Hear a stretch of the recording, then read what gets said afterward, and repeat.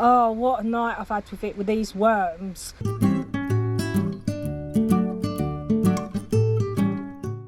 Hi guys. Hello. We bought a wormery. Great idea. Restless night. Why did I have a restless night, Pete? Because you kept thinking all your worms were going to run away from home. Pack all their cases and go on holiday. I know, but because they kept escaping.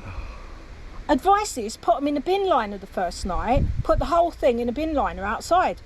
Oh, we didn't have one, so I put them in the shower. What happened? Great idea. They all went down a plug hole. No, they didn't. I blocked the plug hole, but they all escaped out of the thing. Up in the lid, down in the base. Oh, they were everywhere, weren't they? Up the shower screen. And then, when I went to bed, I was really worried about them. I thought they'd come out all over the floor in the morning. Had a good idea though, didn't you? I did have a good idea, but only because when I was laying in bed worrying about them, Pete said, well, if you put them outside, they'll just go in the ground. And I said, yeah, but they're expensive, really expensive.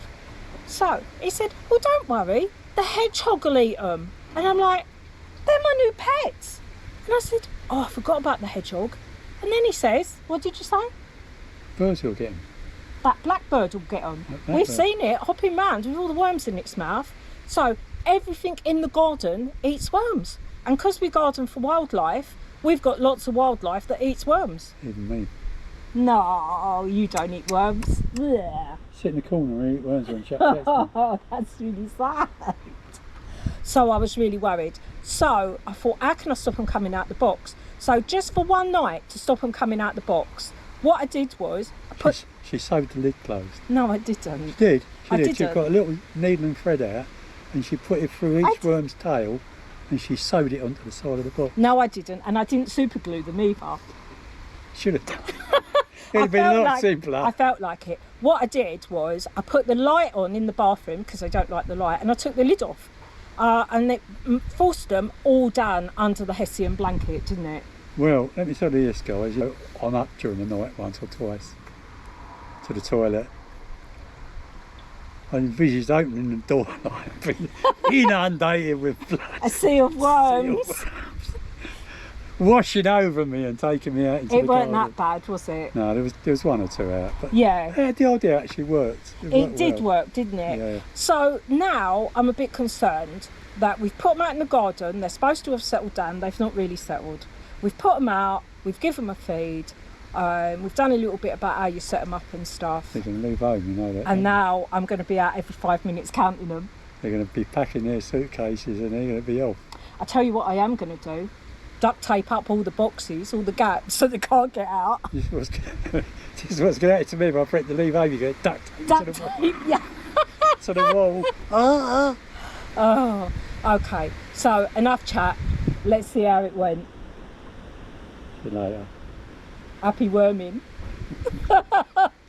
Good morning. Hello. You know what I'm going to do this morning? Yeah, we're doing the wormholes. I'm going to do the wormholes, yeah. And they've been in for 4 days now. So I'm going to have a quick look, see how they're getting on, give them some food if they need some, and just generally check up on their welfare because I'm still quite excited about having them as my pets. Okay. So I put a little rock on because it gets windy here. Let's have a look in the lid. Oh, I got a few in the lid. Put them down there, they can go away. Not many. That's quite good, isn't it? Yeah. The lid sits on there, look, you can do that with it. To hold it. That's clever, isn't it? Yeah.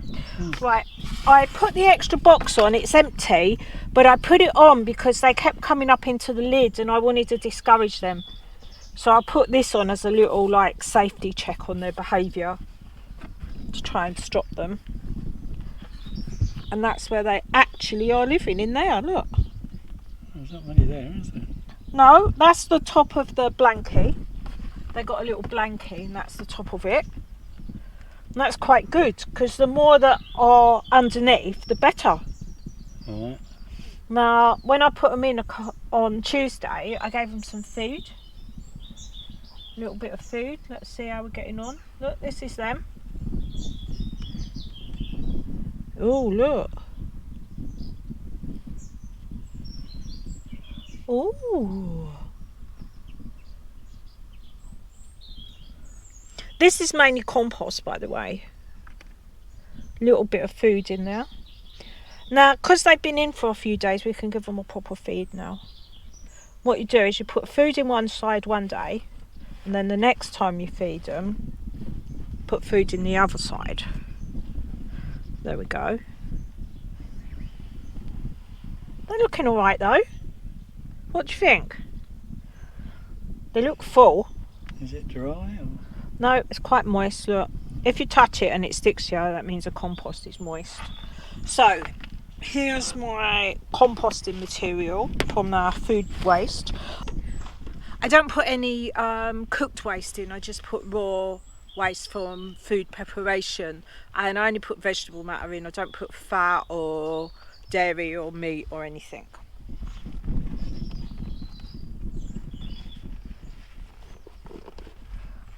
Looks like a good portion of this is coffee. It's all cut up, chopped. Coffee all right to put in there? Yeah, coffee grounds. This is proper coffee from our espresso machine.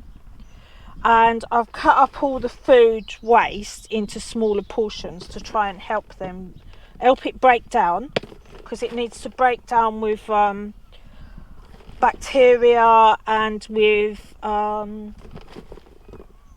fungus. So it needs to break down quite a bit. Now they reckon when you first start your worms, you don't put too much. There's a lot of faffing about, cutting it all up. I mean, well, I'm just looking after them quite well. You don't have to spoon it out, but I just want to make sure I'm not doing too much. Generally speaking, once I've got the idea of it, I probably know how much in here that I can just dump in and then mix up, you know.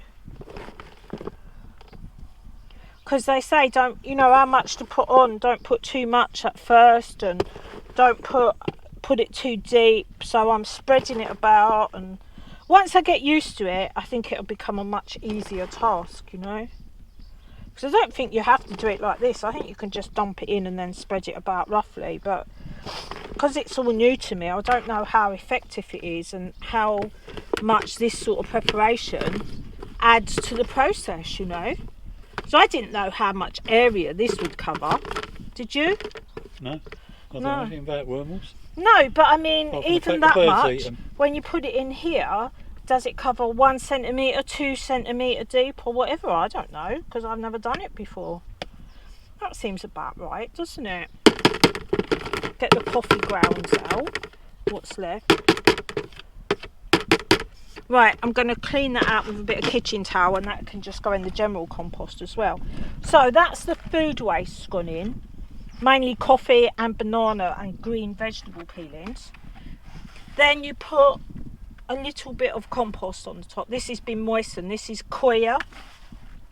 It's like their bedding material. Sprinkle a bit of that on the top.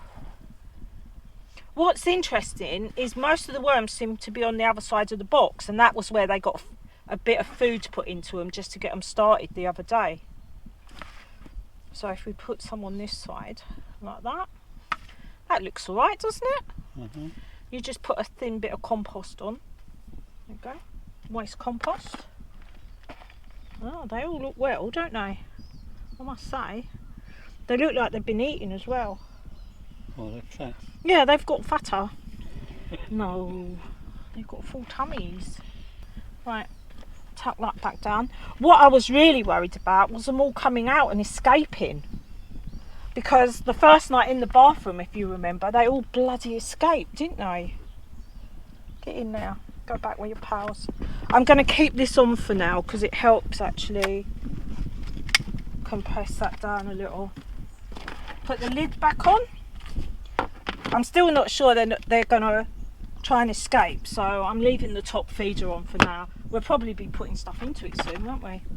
That's it. Right, what we'll do is we'll do an update, in a week's time or so? See how we get on, see how they're doing. I think it's going to take about 2 months to 3 months for them to settle down. And by then we'll be in the winter, so that'll be putting them away in the shed by that time.